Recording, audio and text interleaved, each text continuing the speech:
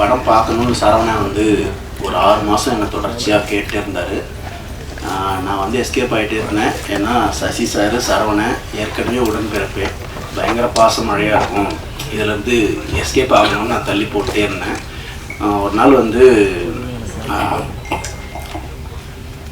நாங்கள் ஃப்ரெண்ட்ஸ் எல்லோரும் பார்க்கலான்னு முடிவு பண்ணி அந்த படம் போட்டோடனே ஒரு ஃபஸ்ட் 10-15 மினிட்ஸ் வந்து அப்படி நார்மலாக போயிட்டு இருந்தது. சசிகுமார் லுக்ஸ் வந்து ஸ்டன்னிங்காக இருந்தது. போக அந்த படத்தில் வந்து வர சீன்ஸும் அதில் இருக்கிற பர்ஃபார்மன்ஸும் வந்து பயங்கர கனெக்டடாக இருந்தது. ரொம்ப நிறைய விஷயங்கள் வந்து பயங்கர அதிர்ச்சிகரமாக இருந்தது பார்க்கறதுக்கு. ஸ்டில் நான் வில்லேஜில் இருந்திருந்தா கூட எனக்குமே இந்த விஷயங்கள் வந்து ரொம்ப ரொம்ப ஸ்டன்னிங்காக இருந்தது. எது நல்ல படம்னு நான் சொல்லுவேன்னா, ஒரு பெரிய பட்ஜெட்டில் எடுக்கிற படமோ, பெரிய ஹீரோ படமோ, பெரிய பாக்ஸ் ஆஃபீஸ் பண்ணுற படமோ கிடையாது.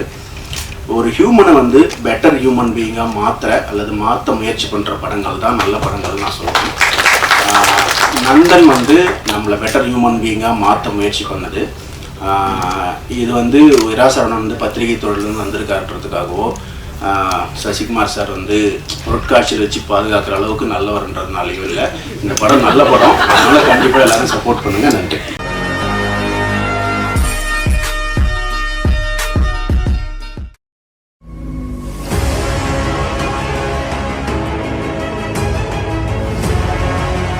முதல்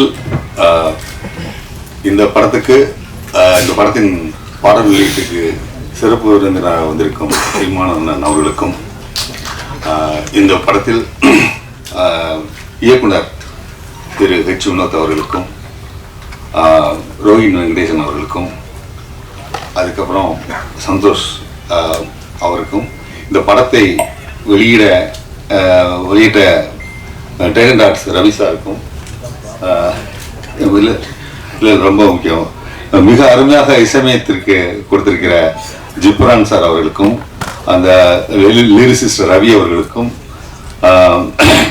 இந்த படத்தில் சரண் ஒளிப்பதிவாளர் அவர்களுக்கும், இந்த ஆர்ட் டைரக்டர் அவர்களுக்கும், இந்த படத்துக்கு உறுதுணையாக இருந்த நிலா சுதாகர் சார் அவர்களுக்கும், ஏன்னா அவங்க லாட்ஜில் இருந்து நாங்கள் தங்கியிருந்தோம், அவருக்கும், இந்த எடிட்டர் அவர்களுக்கும், நெல்சன் அவர்களுக்கும், தர்ம சரவணன் சொல்லி அவர் ரொம்ப ஹெல்ப் பண்ணார், அவர்களுக்கும், அதே மாதிரி வந்து அந்த அந்த கந்தர்வ கோட்டையை சார்ந்த நடிகர்கள் எல்லாருமே வந்து அவங்களுக்கு ஒத்துழைப்பு கொடுத்தாங்க. அவர்களுக்கும் ஒரு 3 பேர் வந்து இந்த படத்தில் ஒர்க் பண்ணவங்க காலமாயிட்டாங்க.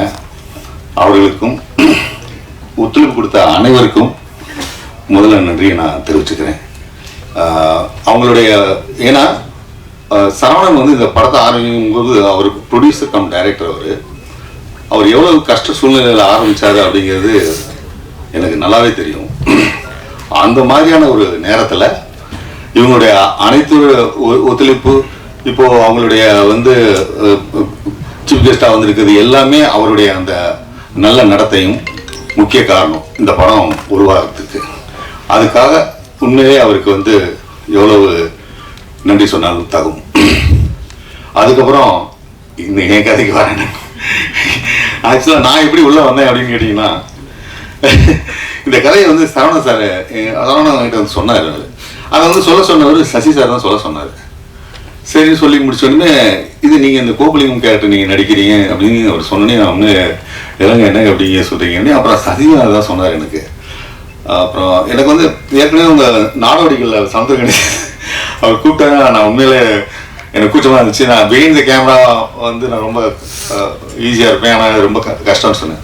நான் அசுரனில் வெற்றிமாறன் வந்து நடிக்க வச்சோன்னே இவங்க எல்லாம் என்னை நம்பிட்டாங்க. அவங்க நம்பிக்கை தான். நான் இன்னும் இப்போ நடிச்சிட்டேனா அப்படிங்கிறது எனக்கு தெரியலை. நான் வந்து டைரக்ஷனுக்கு வந்து நான் ஒரு உறுதியளிப்பேன், ஆனால் இதுக்கு நடிக்கிறதுக்குங்கிறது வந்து ரொம்ப கடினமான ஒரு விஷயம்தான் அது. அப்படி அது சிரமம் வந்திருக்குன்னு அவங்க சொன்னாங்கன்னா அதுக்கு அவங்க தான் காரணம். அவர் ரைட்டிங், அவருடைய அந்த எழுத்தாளர் பத்திரிகையாளர் இருக்கிறதுனால அந்த சமூக அக்கறை கூடிய ரைட்டிங்கு, அது ரியல் இன்சிடென்ட்டை யூஸ் பண்ணிக்கிட்ட அவர் அந்த பாங்கு, இதெல்லாம் சேர்ந்து தான் வந்து அதை வந்து இவ்வளோ சிறப்பாக வந்திருக்குன்னு சொல்கிறாங்க எனக்கு. அதே மாதிரி அவர் சசிகுமார் வந்து அவர் இந்த படத்தில் நீங்கள் பார்த்துருப்பீங்க, டைலர் பார்த்துருப்பீங்க, எவ்வளோ இதுவரையும் தோன்றிடாத ஒரு மாறுபட்ட வேடத்தில் அவர் தோன்றியிருக்காரு. எனக்கு அதான் ரொம்ப நான் ஃபஸ்ட்டு அவர் ஷூட்டிங் இருக்கும்போது 2-3 நாள் அப்படியே அப்சர்வ் பண்ணிக்கிட்டே இருந்தார். அப்புறம் அவர் பிக்சர் உள்ளுக்குள்ளே வராரு அவர். அது வந்து அந்த டிரான்ஸ்ஃபார்மான கேரக்டர் வந்து ஒரு புதிய வித்தியாசமாக இருந்துச்சு. அவருடைய அந்த இமேஜ் எல்லாமே இந்த படத்தில் அதெல்லாம் தூக்கி போட்டுட்டு அந்த கேரக்டரோட ஒன்றின ஒரு விஷயம் இருக்குது பார்த்தீங்களா, அதான் ரொம்ப சிறப்பான விஷயம். அதுதான் இந்த படத்தோட ஹைலைட்டே அதான். ஏன்னா அவர் வந்து அந்த மாதிரி வந்து ஒரு கேரக்டரில் பண்ணும்போது எப்படி வந்து 16 வயதில் கமலஹாசன் அவர் பண்ணாரோ அதே மாதிரி இதில் அவர் தோன்றியிருக்காருன்னு நான் கருதுறேன். அதனால கண்டிப்பாக நீங்கள் வந்து இந்த படம் வந்து ஒரு சம்பிரதாயத்தில் நல்லா இருக்குது அப்படின்லாம் நான் சொல்லலை. அவங்க எல்லாமே சொன்ன மாதிரி உண்மையிலே சிறப்பாக வந்து அவர் பண்ணியிருக்காரு, பண்ணியிருக்காரு. அவர் தயாரிச்சிருக்கிறாரு, எந்த காம்ப்ரமைஸும் கிடையாது. அவருக்கு ஒத்துழைப்புக்கு அவ்வளவு நண்பர்கள். எனக்கு அதான் ரொம்ப சந்தோஷம். பார்த்தீங்க, அவர் சொல்லும்போது தான் எனக்கு தெரியுது, வினோத் சொல்லி தான் அவர் ஜிப்ரான் சார் உள்ளே வந்திருக்காருன்னு சொல்லிட்டு. அவரோட இசை உண்மையிலே மிகப்பெரிய ஒரு இந்த படத்துக்கு மிகப்பெரிய ஒரு ஸ்ட்ராங்கான ஒரு பில்லராக இருந்திருக்கு. ஏன்னா நான் டப்பிங் டயத்தில் கொஞ்சம் பார்த்துருக்கேன், ஆனால் இசைக்கு அப்புறம் பார்க்கும்போது உண்மையிலே அது ஒரு வேற லெவலில் இருந்துச்சு. அது எல்லாத்துக்கும் காரணம் வந்து அவருடைய அந்த கேரக்டர், அந்த ஒரு சரவணன் சாருக்கு வந்து ஒரு இயல்பான ஒரு கேரக்டர் இருக்காது. என்ன ரொம்ப ரொம்ப மென்மையாக தான் பேசுவார், ஆனால் அவர் எடுக்கிற விஷயத்தில் உறுதியாக அடிப்பார். அதுதான் அங்கே உள்ளது. எனக்கு வந்து நேரடியாக பழக்கம் வந்து மற்றபடி பழக்கம் இருக்குது, ஆனால் செட்டில் பழக்கும் போது எனக்கு வந்து சச்சினுடைய அந்த ரொம்ப அந்த இயல்பான, அதாவது நடிகர் அதை தாண்டி ஒரு தயாரிப்பாளராக இருந்திருக்காரு. எல்லாமே சேர்ந்து ஒரு சக மனிதராக அற்புதமான மனிதராக நான் பார்த்தேன். அந்த பழக வாய்ப்பு கிடைச்சது எனக்கு ரொம்ப சந்தோஷமா இருந்தது. கனி, நான் கூப்பிடும்போது வரல, நீ இப்போ வந்து நீ நடிக்கிற அப்படின்னு சொல்லி உரிமையை வந்து கோச்சிக்கிட்டது, இது எல்லாமே எனக்கு ரொம்ப இதாக இருக்குது. எனக்கு கொஞ்சம் கூச்சமாக இருக்குது. அதனால் எல்லாத்துக்குமே வந்து இந்த படத்தை வந்து அடுத்த லெவலுக்கு கொண்டு போய் மக்கள்கிட்ட சேர்க்க வேண்டிய இது உங்கள் கடமை என்று கூறி விடைபெறுகிறேன். நன்றி, வணக்கம். லண்டன் படக்குழுவை தாண்டி சிறப்பு விருந்தினர்களாக வந்திருக்கோம். ஹெச் வினோத் சார் நம்ம எல்லாம் பண்ணலாம் அப்படின்னாரு. நான் போனேன். அந்த படம் ஆரம்பிக்கும் போது டைட்டில் கூட ரெடி ஆகலைன்னு நினைக்கிறேன். படம் பார்க்கும்போது உள்ளே போகும்போது சொல்கிறாரு, சார் ஒரு கமர்ஷியல் படம்லாம் இல்லை சார், நீங்கள் வந்து ஒரு வித்தியாசமான படமாக இருக்கும், நீங்கள் பாருங்க. நான் தனியாக போய் படம் பார்த்தேன். படம் பார்த்தா நான் நிறைய படங்கள் ரிலீஸ் பண்ணியிருக்கேன், நிறைய படங்கள் ப்ரொடியூஸ் பண்ணியிருக்கோம், ஃபர்ஸ்ட் காப்பி வாங்கியிருக்கோம், ரிலீஸ் பண்ணியிருக்கோம். அதை தாண்டி படம் ஆரம்பிக்கும் போது ஒரு மரபுன்னு ஒன்று நம்ம பண்ணுவோம் தமிழ் சினிமாவில்.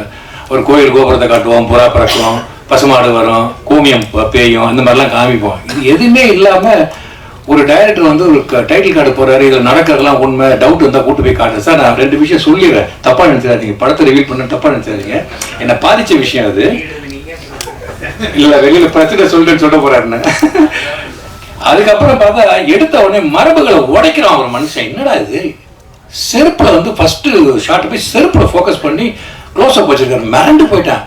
ஐயோ என்னத்தை சொல்ல வர்றாரு இவரு, ஓப்பனிங் படம் அப்படியே உட்காந்து சில மாரி தனியாக படம் பார்த்துருக்கேன், சில மாரி படம் பார்த்துருக்கேன்.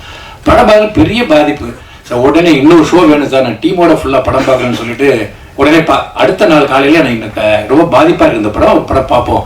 படம் பார்த்துட்டு வெளியில் வந்தவொடனே சார் கண்டிப்பாக நம்ம இந்த படம் ஜாயின் பண்ணி பண்ணுவோம்னு சொல்லிட்டு, அதுக்கப்புறம் எங்கள் டீமோட படம் பார்த்து எல்லாருக்கும் இந்த படம் ரொம்ப பிடிச்சி போய் கண்டிப்பாக இந்த படம் நான் ஜாயின் பண்ணுறேன், நம்மளோட சேர்ந்து பண்ணுன்றது. நீங்களும் படம் பாருங்கள், டெஃபினட்டாக நீங்கள் பார்த்து நல்ல படத்துக்கெல்லாம் பெரிய சப்போர்ட் பண்ணுவீங்க. படம் பார்த்து 100% எல்லாருக்கும் பிடிக்கும். இது வித்தியாசமான ஒரு படம். இது வந்து சாதாரணமாக எப்போதும் எல்லாரும் பண்ணுற மாதிரி ஒரு படம் இல்லாமல் ஒரு வாழ்வியலை சினிமாவை எப்படி கொண்டு வரதுக்காக ரொம்ப மெனக்கட்டு பண்ணியிருக்காங்க. ஹீரோலாம் வந்து இவ்வளோ இறங்கி இப்படி பண்ணுவாராங்கிறது ஒரு டவுட்டாகவே இருந்திருக்கு. நான் ஆரம்பிக்கும் போதெல்லாம் என்னப்பா இவர்கள் லுங்கியெல்லாம் கட்டி விட்டுருன்னு பார்த்தா போக போக போக போக நம்மளை அப்படியே உருக்கி உட்கார வச்சிடுறாங்க.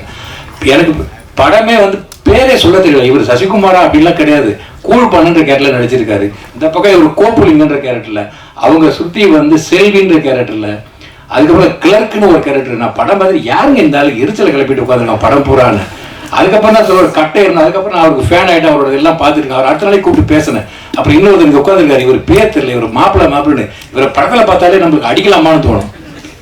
இவ்வளோ படங்கள் நம்ம பண்ணி இவ்வளோ 35 வருஷம் எக்ஸ்பீரியன்ஸ் இருந்தாலும் அந்த படம் இவ்வளோ பாதிக்குதுன்னு போது உண்மையில ரொம்ப பெருமையாக இருந்துச்சு. இந்த படத்தை அதுக்கப்புறம் அதில் இந்த சின்ன பையனாக நடிச்சிருக்க பையன், அந்த பாட்டியம்மா ஒருத்தவங்க, அதுக்கப்புறம் ஜிஎம் குமார் சார் படத்தை படிக்க ஒரு மிரட்டிட்டு போகிறார் படத்தில்.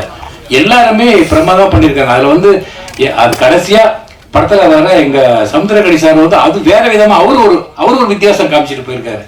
படம் பார்க்கும்போது இவ்வளோ இருக்காங்களா அப்படின்னு சொல்லி இந்த படத்தை ரிலீஸ் பண்ணுறது ரொம்ப பெருமை, எனக்கு ரொம்ப சந்தோஷம். Thank you so much. நீங்கள் எல்லாரும் படம் பார்த்துட்டு உங்களோட சப்போர்ட்ஸ் எப்போது மேலே எனக்கு பண்ணுன்னு சொல்லிட்டு தேங்க்யூ.